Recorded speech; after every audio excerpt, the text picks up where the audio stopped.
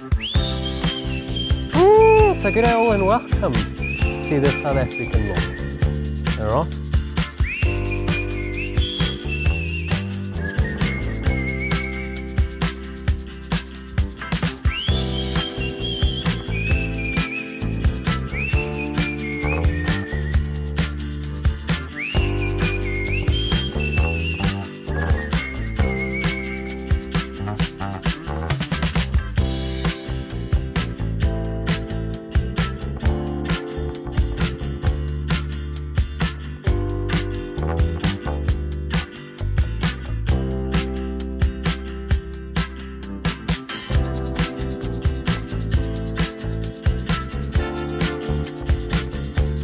Lekker Owens, and welcome to my Kentucky Bluegrass lawn. And as you would have just seen on that video that I just mowed my Kentucky Bluegrass lawn last night obviously, but it was just now for you with my professional cylinder mower with the catcher, which is quite an unusual thing for me to do. I never mow with a catcher unless, probably the video title spoiled this, I've got an issue like I've got right here.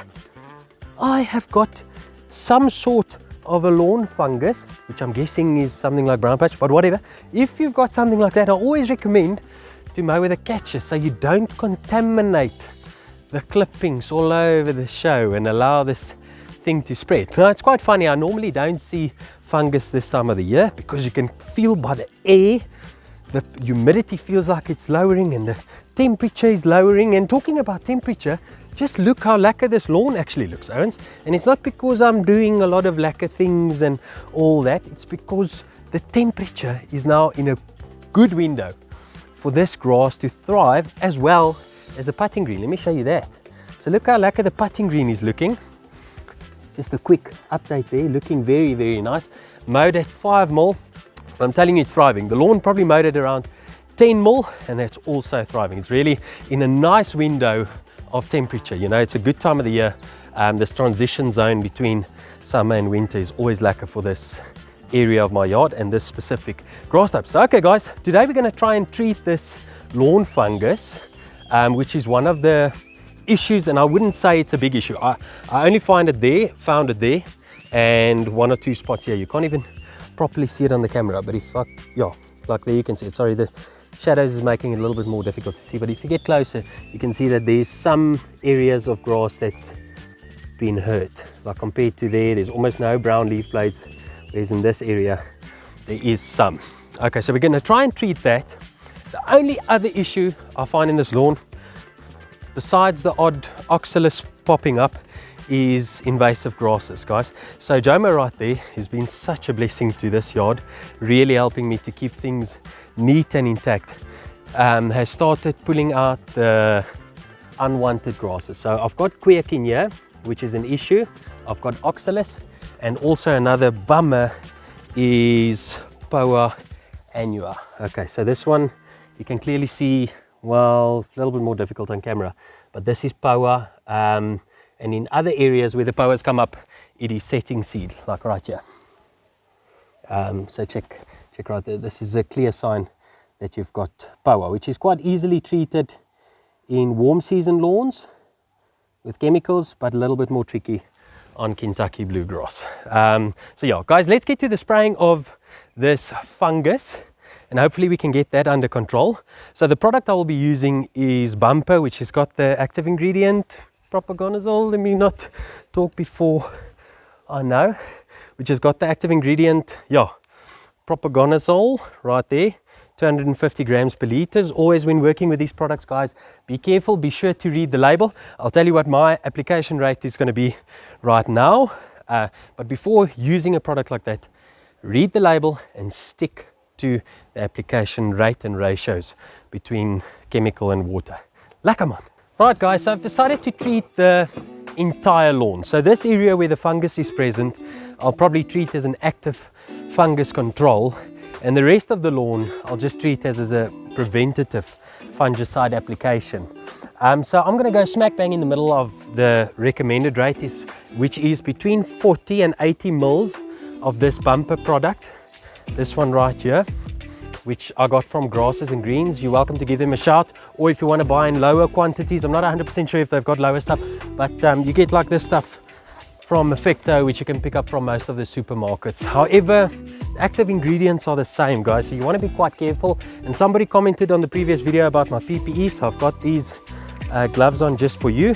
So I'm going to treat 200 square meters right here, which will give me, I'm going to go smack bang in the middle, 60 mils per 100 square meters. So if I can give you my best tip, figure out the size of the area you want to treat, or at least know the size of your lawn. And if you want to treat half of it, you'll know more or less what half of the size of that is.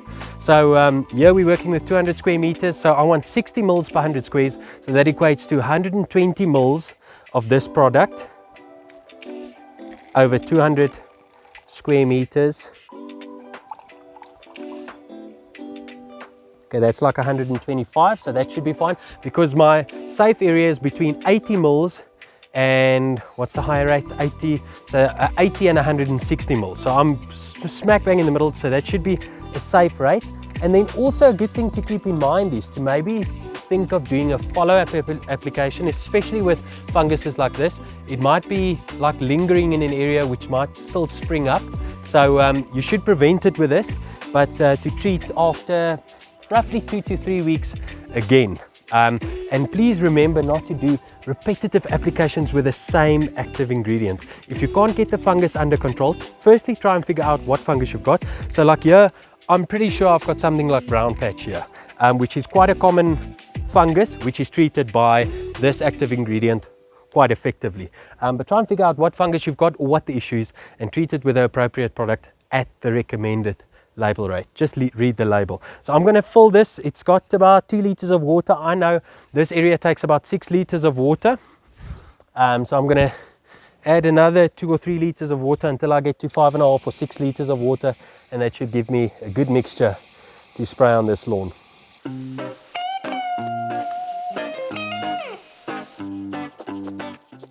All right, now just mix it up and I'm good to go. One thing to remember as well is to once again mow with a catcher to remove the contaminated clippings. And also if you've got several areas of lawn, try and rinse your mower off before you move to the next area, or keep this area, contaminated area, to mow last, because it could easily spread to different lawns by carrying clippings or the contaminated stuff, the fungus on the rollers or the blades or whatever. So yeah, keep that in mind.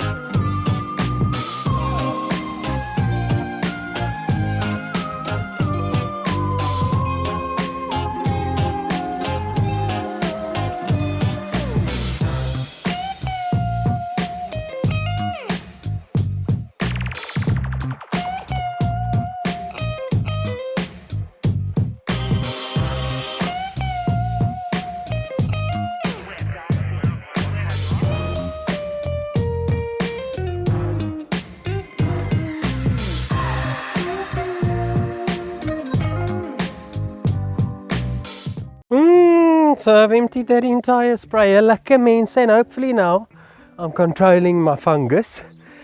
So yeah, once again, pretty apparent that the fungus is most active in the shaded area. So I'll have to keep my eye on things like that.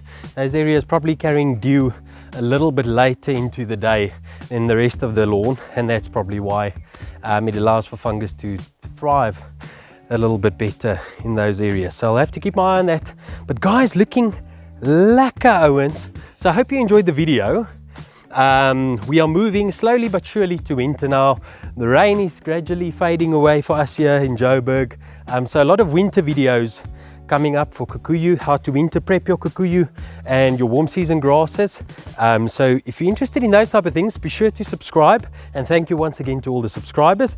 And if you've enjoyed this video, smash into the like button, and I will see you in the next video. Thank you so much for watching. Cheers for now. Bye bye.